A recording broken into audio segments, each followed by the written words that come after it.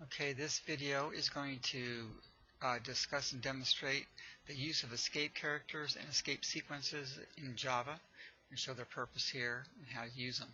So the very first thing that we're going to look at is that the escape character is a backward slash that looks like this, and it's above your enter key or your return key on your keyboard. Escape character. Now when that's formed or put together with another character, it produces an escape sequence which tells the compiler a certain thing to do.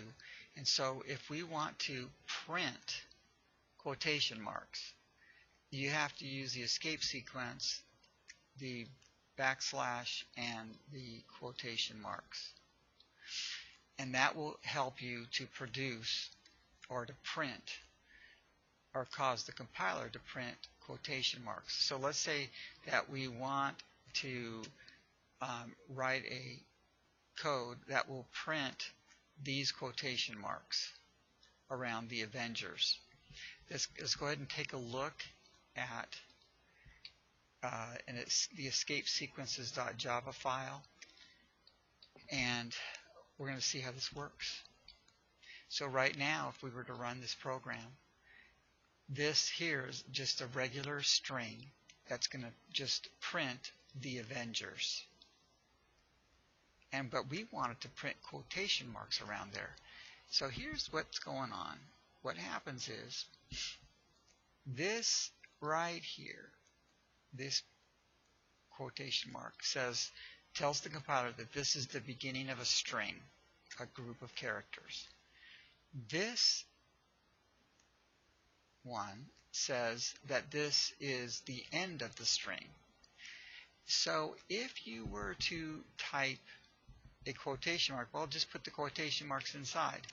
Well, what's going to happen is it would say this is the start, and then instead of this being the end, what would happen is this would say, well, this is the end of a string.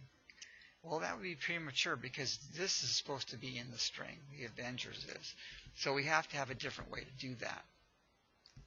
And so what we do is we type the escape sequence with the backslash and the quotation mark. All right, now you can see it turns this whole thing green. So this is, which is fine.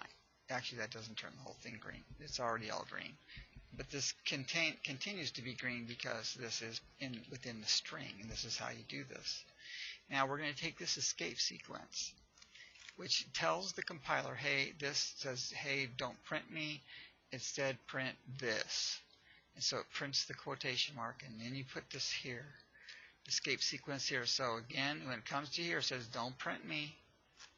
Print this next quotation mark.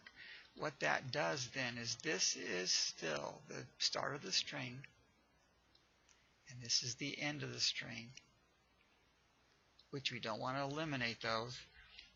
And so that means this is the one that gets printed, and this is the one that gets printed.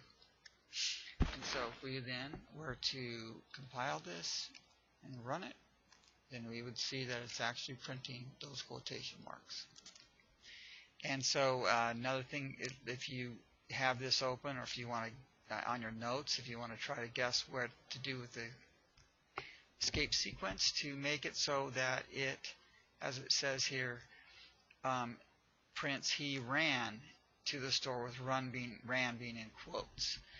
So see if you can do that. I'm going to go ahead and do this on the video and take a look at it. So what we're going to do is we're going to take this escape sequence, put it right before the R and right after the N. And so when we print that, it's going to put the quotation marks right around ran. Okay, so that is the escape sequence for printing quotation marks. Okay, the other escape sequence is an escape sequence that moves the insertion point to the next line. And so that escape sequence is the \n. And that tells the compiler to move to the next line. And so here's exactly what it tells it to do. It tells the compiler, go to the next line now. So at that very exact time, when the compiler sees this, it needs to go to the next line right there at that point. So what we're going to do is we're going to skip A. If you want to try A on your own and check it out and see if you can get it to work, that'd be great. I just want to look at B for right now because this is the most common use of this escape sequence. And so this says we want to have, well, let's take a look at what's happening right now.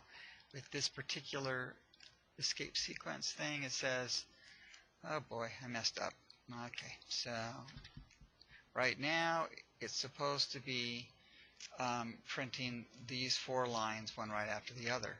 But if we want this to print a blank line in between the second and third lines, we can use an escape sequence instead of a line of code like this.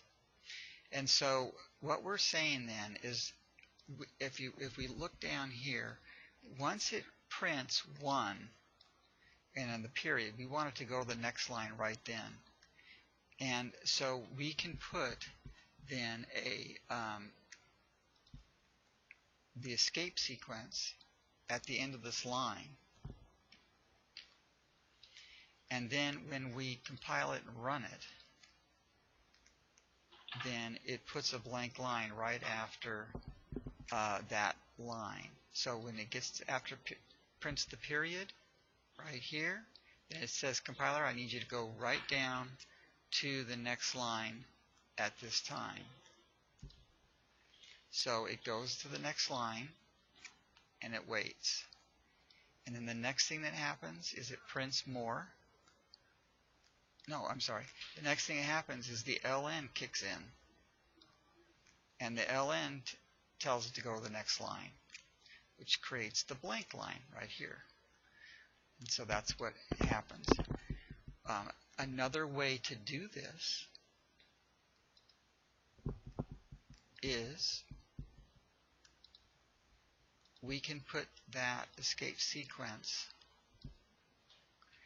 instead, we can put it at the beginning of the next line, and that will also work, as we demonstrate right here. So it prints, everyone should own 1 right here, and then the ln kicks in and says go to the next line. And then we come to this next line here, and the first thing it says is go to the next line right now. So the compiler goes here, sits there and waits for it to print more people like dogs. And so that's how you get the blank line. Alright, that's how you use escape sequences for the printing of quotation marks and for going to the next line. And so if you want to try this 3A on your own, that would be good. See if you can make it so that you get this particular output.